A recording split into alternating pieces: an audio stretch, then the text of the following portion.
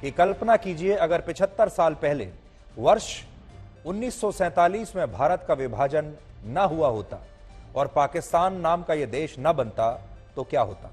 तो हम जनसंख्या के मामले में आज दुनिया के सबसे बड़े देश होते।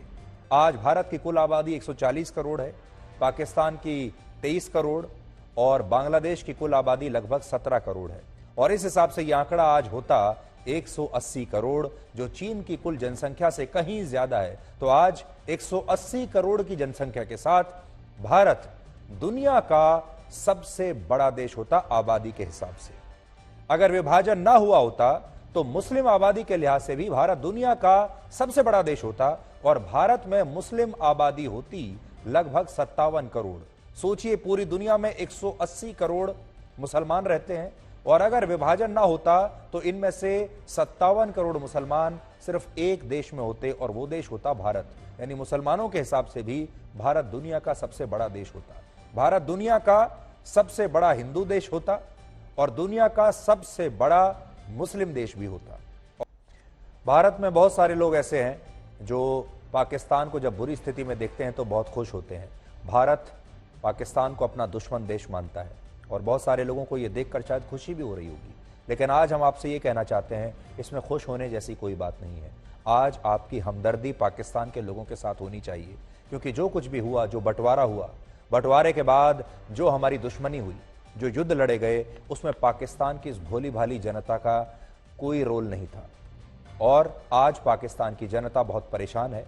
आज तमाम देशों को मिलकर इनकी मदद करनी चाहिए, अंतर्राष्ट्रीय समुदाय को भी इनकी मदद करनी चाहिए। और इंसान तो इंसान ही है, चाहे इस पार हो या उस पार हो। लेकिन आज इनको जो एहसास हो रहा है वो ये कि मोहम्मद अली जिन्ना जैसे लोगों ने भारत को बांटकर इन लोगों के साथ, इनकी पूरी पुश्तों के साथ बहुत बड़ी नाइंसाफी की है और उन्हें आज ऐसी जगह लाकर छोड़ दिया है। पिछले साल पाकिस्तान में 1 किलो प्याज की कीमत थी लगभग 36 रुपए। अब वहां 1 किलो प्याज मिल रहा है 220 रुपए में। 36 से सीधे 220 रुपए।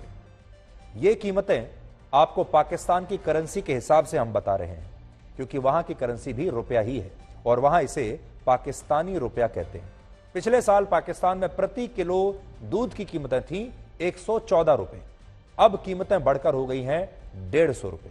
इसी तरह एक पैकेट ब्रेड 90 से 100 रुपए, सरसों का तेल लगभग 550 रुपए प्रति लीटर, बासमती चावल 150 रुपए प्रति किलो, मूंग दाल 252 रुपए प्रति किलो और 1 किलो चिकन लगभग वहां 400 से 600 रुपए के बीच में मिल रहा है।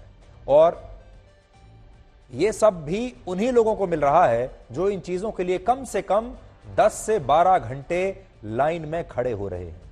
पाकिस्तान के शहरों में खाद्य महंगाई दर पिछले साल जनवरी में 13.3% थी, जो अब लगभग 33% के स्तर पर पहुंच गई है। और जिन कीमतों पर लोगों को खाने पीने का सामान बाजार में मिलता है, उसकी महंगाई दर भी 13% से बढ़कर अब लगभग 25% तक चली गई है।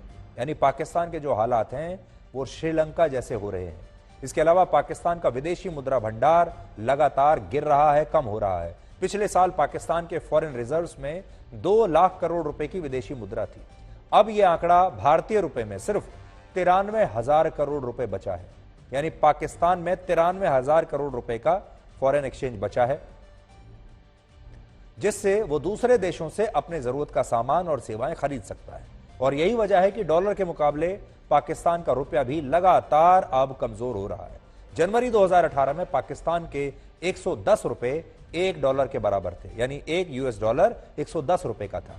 लेकिन अब पाकिस्तान के 225 रुपए $1 के बराबर हैं, जबकि भारत के लगभग 82 रुपए अभी $1 के बराबर माने जाते हैं।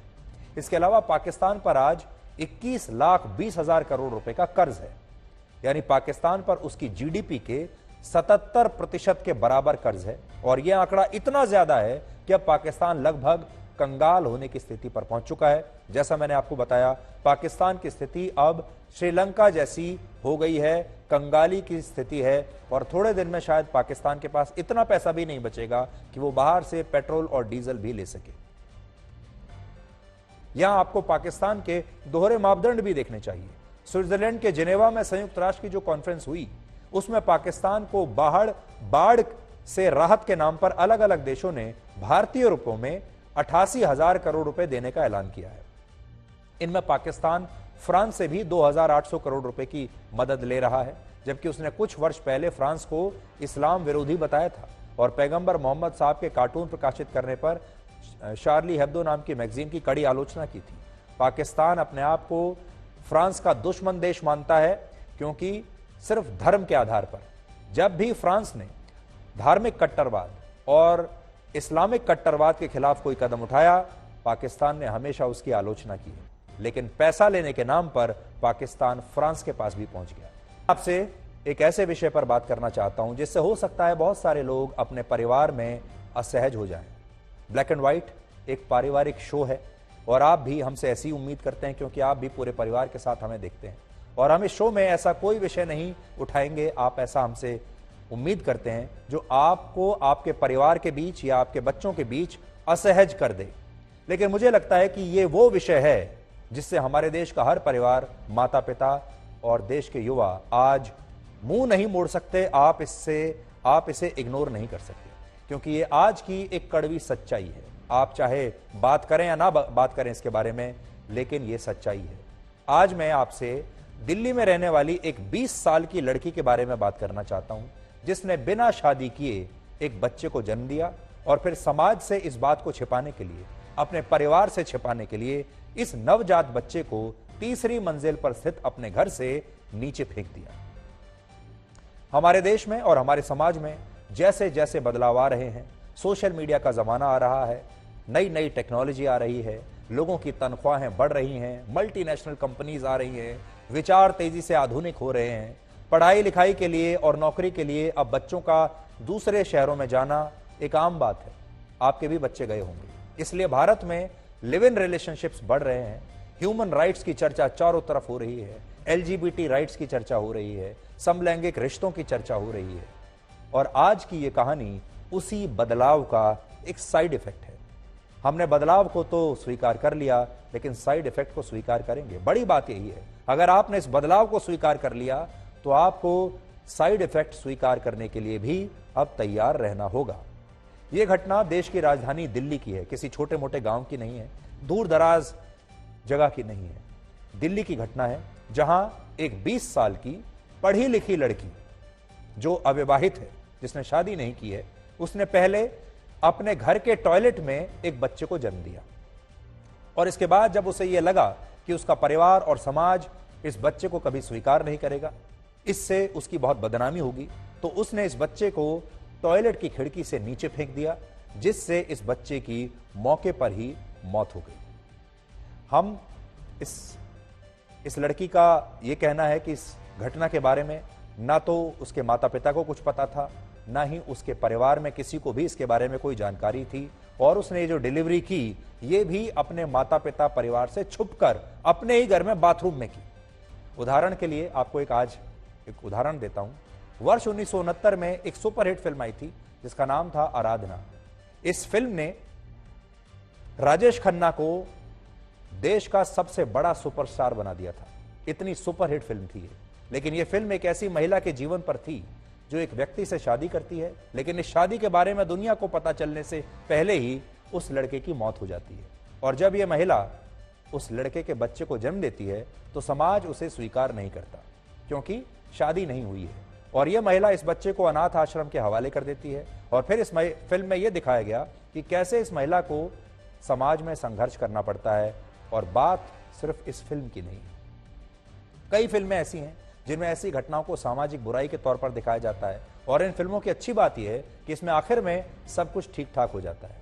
जब लोग ऐसी फिल्मों को देखने के लिए जाते हैं तो आखिर में जो हैप्पी एंडिंग जिसे हम कहते हैं, हैप्पी एंडिंग पर लोग तालियां बजाते हैं और जो कुछ फिल्म में दिखाया जाता है उसे चुपचाप स्वीकार कर लेते हैं। लेकिन जब यही लोग थिएटर से बाहर निकलते हैं, ये उन 4 लोगों का रूप ले लेते हैं जिससे हर लड़की डरती है और सोचती है कि इन 4 लोगों को उनके बारे में पता चला तो उसकी बदनामी हो जाएगी। यानी ये लोग थिएटर में तो ताली बजाते हैं हमारे समाज के, लेकिन बाहर जब निकलते हैं तब उन्हें वही बात स्वीकार नहीं है। आपको जानकर हैरानी होगी कि अब हमारे देश की सरकारी व्यवस्था सिंगल मदर्स के हिसाब से बदल रही है। तो बड़ा सवाल आपके लिए ये लेकर आया हूं, क्या हमारा देश सिंगल मदर्स और अविवाहित माओं के लिए तैयार है? क्या अब हम उन्हें सम्मान की दृष्टि से देखने के लिए तैयार हैं? आपको एक ऐसी तस्वीर दिखाएंगे जिसके बारे में आप पिछले 75 वर्षों से कल्पना तो करते आ रहे हैं, सोचते भी आ रहे हैं, लेकिन आप हमेशा ये सोचते होंगे कि ऐसा हम चाहते तो हैं लेकिन ये कभी हो नहीं पाएगा। और इसलिए कह रहा हूं आपको कि अब आपको दिल्ली के लाल किले की ऐसी ही ऐतिहासिक तस्वीर दिखाते हैं जो आपने सिर्फ कल्पना की थी, जिससे आपको आज ये पता चलेगा कि कैसे अब लाल किले का भी भारतीयकरण हो चुका है। आज भारत के गृह मंत्री अमित शाह ने लाल किले पर एक लाइट एंड साउंड शो का उद्घाटन किया और इस शो को जो नाम दिया गया है वो है जय हिंद।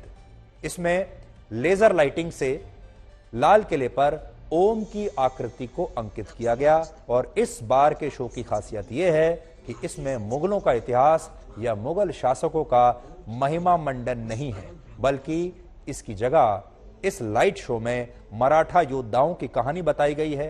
1857 के विद्रोह की शौर्य गाथा को दर्शाया गया है और लाल किले की दीवारों पर भारतीय राष्ट्रीय सेना के उदय और भारत के गौरवशाली इतिहास को अंकित किया गया है। और यह पहली बार है जब आप लाल किले की प्राचीर पर ओम की ध्वनि को सुन पाएंगे। तब से आज तक आत्मा की संस्कृति ही भारतीय संस्कृति की आत्मा है और ओम की ध्वनि उस परम ब्रह्म का स्वरूप।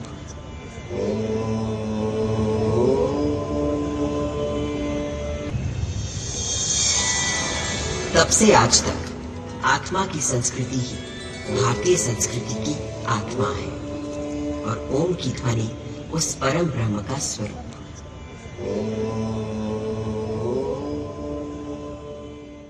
अब आपको बताते हैं कि आज सुप्रीम कोर्ट ने जोशीमठ में जमीन धंसने के मामले में इंटरफेयर करने से, दखल देने से इनकार कर दिया। सुप्रीम कोर्ट ने कहा है कि उन्हें यह मामला इतना अर्जेंट नहीं लगता कि वो इस पर दखल दे। आज उन्होंने 3 बड़ी बात सुप्रीम कोर्ट ने कही है। अदालत ने जोशीमठ के मामले पर तत्काल सुनवाई से इनकार किया। दूसरी बात, अदालत ने कहा कि जरूरी नहीं है कि सभी मामलों की सुनवाई सुप्रीम कोर्ट में ही हो, यानी ये इतना बड़ा मामला नहीं है कि इसे सुप्रीम कोर्ट में लाया जाए। तीसरी बात सुप्रीम कोर्ट ने कही कि देश में लोकतांत्रिक तरीके से चुनी हुई दूसरी संस्थाएं मौजूद हैं जो ऐसे मामलों का निपटारा कर सकती हैं। यानी उनका जो इशारा है वो ये है कि भाई हमारे देश में बहुत सारी सरकारें हैं, राज्य सरकार है, केंद्र सरकार है, दूसरी संस्थाएं हैं, उनके पास जाइए और उनसे कहिए कि वो इस समस्या का निपटारा करें, हमारे पास मत आइए। आज का इतिहास, आज विश्व हिंदू दिवस है, हिंदी दिवस है। वर्ष 2006 में पहली बार विश्व हिंदी दिवस मनाया गया था। हिंदी भाषा दुनिया की तीसरी सबसे ज्यादा बोली जाने वाली भाषा है। पूरी दुनिया में 65 करोड़ से ज्यादा लोग हिंदी बोलते हैं और भारत के अलावा 20 से ज्यादा देशों में हिंदी भाषा बोली जाती है। अगर आप भी हिंदी बोलते हैं तो आपको हम आज विश्व हिंदी दिवस की बहुत बहुत शुभकामनाएं देना चाहते हैं। और हमारे देश में हर वो व्यक्ति जो हिंदी बोलता है उसके साथ हमारा एक खास रिश्ता है, क्योंकि ब्लैक एंड व्हाइट के जरिए हम भी आपके साथ और आज तक के जरिए आपके साथ हिंदी में ही हमेशा हम संवाद करते हैं। इसलिए आज जो ये हमारा परिवार है उसका एक बहुत ही शुभ दिन है। गुरु और सड़क दोनों एक समान होते हैं। खुद वो वहीं पर रहते हैं पर दूसरों को मंजिल तक पहुंचा देते हैं।